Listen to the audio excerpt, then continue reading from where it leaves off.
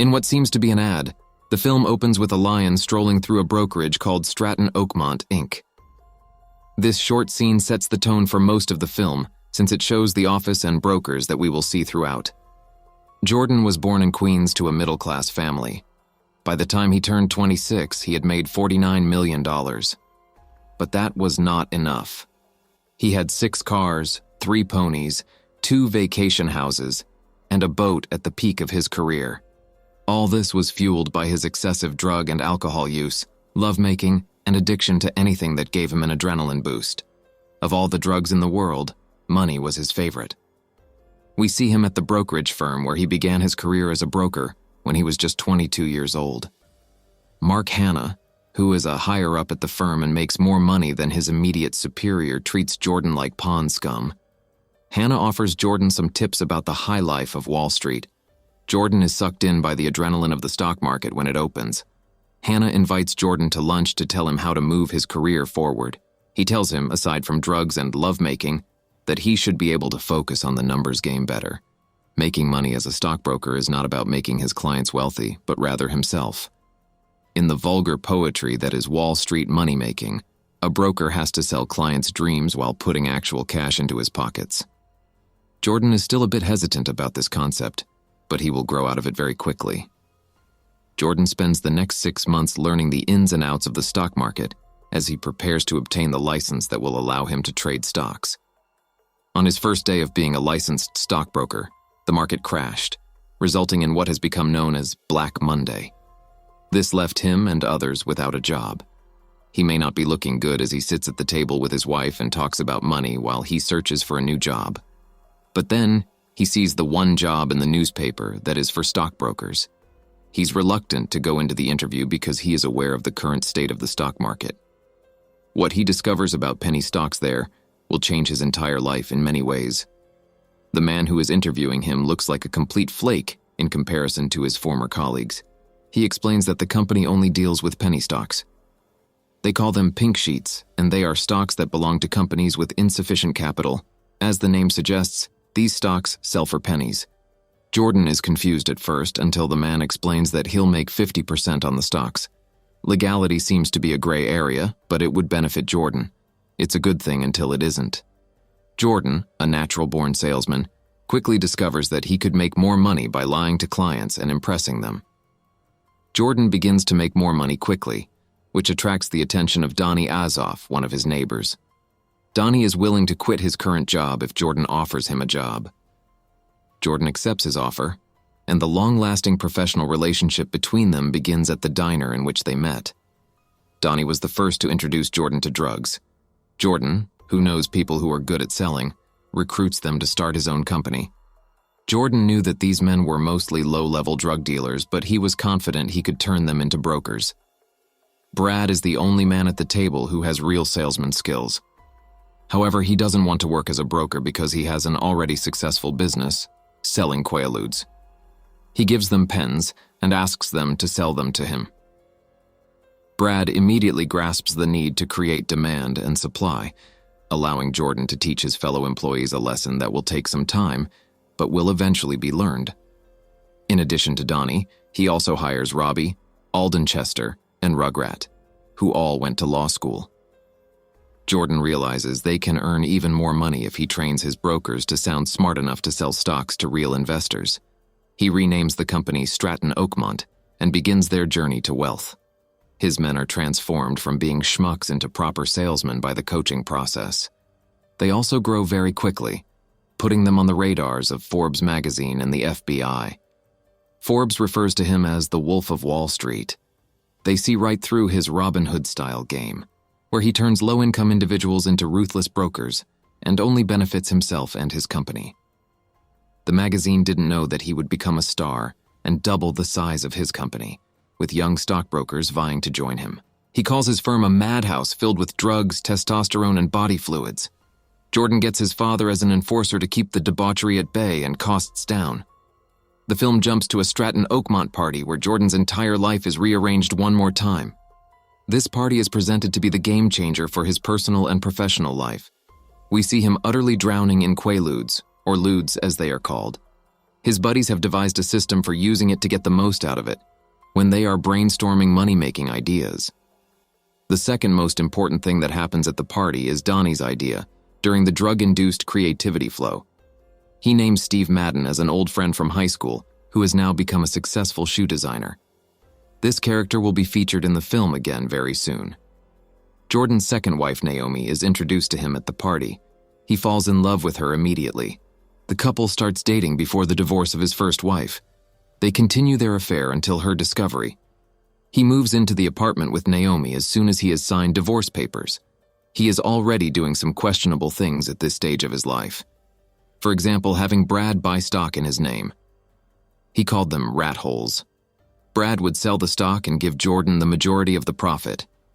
Manny Riskin is hired by Brad to keep him under the radar. He calls him the voice or doom.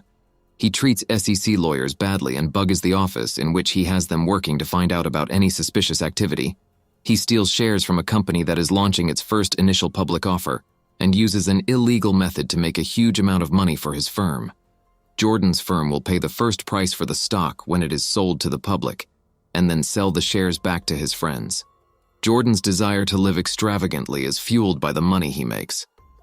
After asking Naomi to marry him, Jordan begins to live the life that was described at the start of the film. Jordan throws a bachelor party that costs around $2 million in Las Vegas, and then he gets married to Naomi in the Bahamas with his friends. He meets Naomi's aunt Emma at the wedding. She will be a major influence in his future. He gives Naomi the yacht they will use for their honeymoon as a wedding present. They return to one of the most expensive homes in the world. It is staffed with a variety of staff, including maids, landscapers, and 2 shift-working guards. His marriage is in trouble a year and a quarter later because of his drug addiction and his ever-increasing desire to be loved. His professional life was also booming. Donnie and Jordan owned secretly 85% of the Steve Madden Company. Legally, this high percentage was due to Jordan and Donnie's rat holes. Both of them were willing to play and make a fortune by coaching the brokers to sell stocks at a frantic pace. The FBI was so impressed with the work that they were doing, their interest in the Steve Madden Company was increasing as quickly as the share prices. Denham had already begun charting the firm's growth and journey, noting how quickly Jordan was becoming richer. As the money poured in, so did the FBI's calls in their search for Jordan's associates. Jordan panics when he receives a call from his videographer, informing him the FBI sent a subpoena to them for all of the video footage. He speaks to one of his counselors, an ex-cop who is now a private investigator, and learns everything about Denham. The PI claims that he is a seasoned investigator and knows all about him. He says he wants to scare him into making a stupid decision. Jordan invites his agent to a conversation on his yacht, even though the PI told him to not touch the matter or try to contact the agent. Jordan starts the conversation by offering Denham a list of all his associates, but then he takes the conversation in a different direction, trying to bribe an agent on his own side. Denham plays the game, waiting to hear what Jordan has to say and how far he will go, before cutting him off, saying that he's not interested in bribes. Jordan was initially enraged, but then he panicked about where and how to hide his money. Rugrat, Jordan's friend, knew a Swiss banker from his law school days and arranged a meeting between the two. Does it need to be said that Jordan's drug problems are getting worse? He would spend the entire trip to Europe in a lewd-induced fog and be strapped to his seat by the time they arrived in Geneva.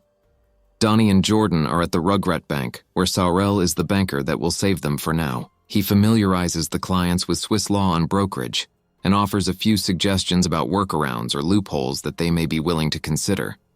To store money derived from stock fraud, the perpetrators would need only to open a bank account under their own name in one of Jordan's rat holes, which has an EU passport. Jordan remembers Naomi's British aunt, Emma. Since the UK was still part of the EU at the time, Jordan uses Emma as a rat hole to hide his money. He has no problem persuading the woman who for some reason seems to like him. Uncle Emma would not be enough to accommodate him and Donnie, as they have a large amount of cash that must be brought into Switzerland. The idea is to use Brad Chantel's new wife Chantel, who is of Slovenian descent.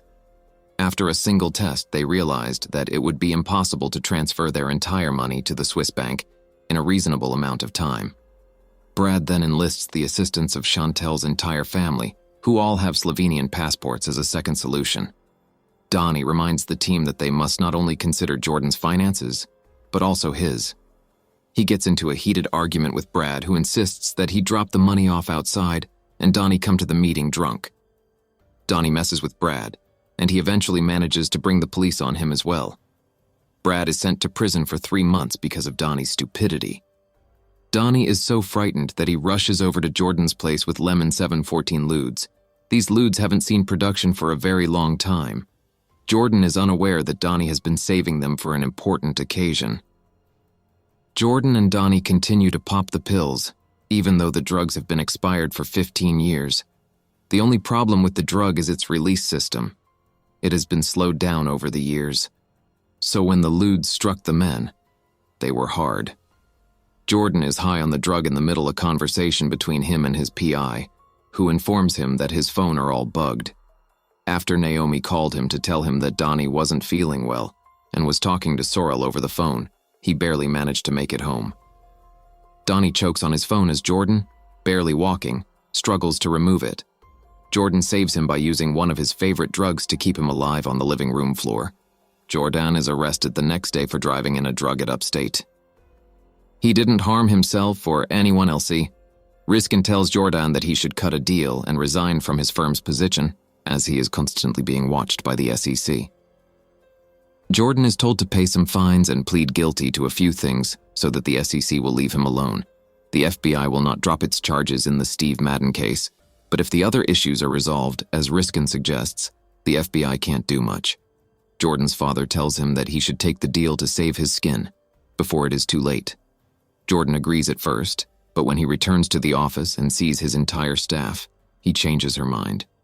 The FBI knocks on the door of everyone's house later, and they are all loyal to him. Jordan claims that no one has given the FBI any information regarding the Steve Madden initial public offering, and agents are slowed down during the investigation. Jordan and Donnie, despite being told not to leave, decided to run their business from Italy, despite the advice given to them. Rugrat then calls to inform them that Steve Madden has sold all his shares.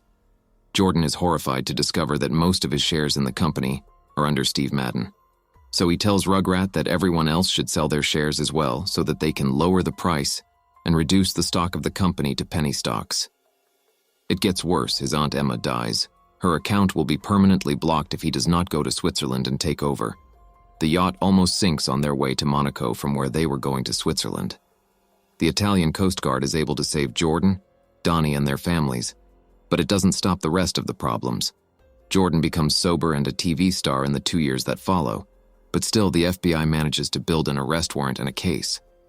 The banker was involved in some other shady activities on the side. He gave up Jordan for his own good with the feds. Jordan is charged with everything from money laundering and obstruction of justice to criminal contempt. He's remanded at home once he pays bail. He will lose not only his wife and children, but all the material things in his life. Donnie promised to help him on the financial side, so when the FBI asked him to rat Donnie and his crew out, he refused. Jordan knows that he has to change his tune as soon as things begin to go downhill, and he starts to relapse with his drug abuse. He accepts the second offer of cooperation with FBI with a heavy-hearted heart, but still with a little pragmatism left in him. Jordan wears a wire and returns to his office to try to get Donnie to say something, but he is unable to do so. He tells Donnie that he is wearing a wire, but he doesn't bring up the illegal aspect of their operation during their conversation. Donnie knows now that the FBI is also after him, so he uses the same note to inform on Jordan and make amends with them for his crimes. Jordan, who didn't want to do this in the beginning, still had to give everyone up after being arrested. In return, he got a 3-year sentence in a small Nevada jail. After he is released from prison, he begins a new career as a sales coach, teaching others how to be better at their jobs and selling them the idea of becoming rich. Jordan ends the movie by asking someone who attended one of his seminars to sell him a pen.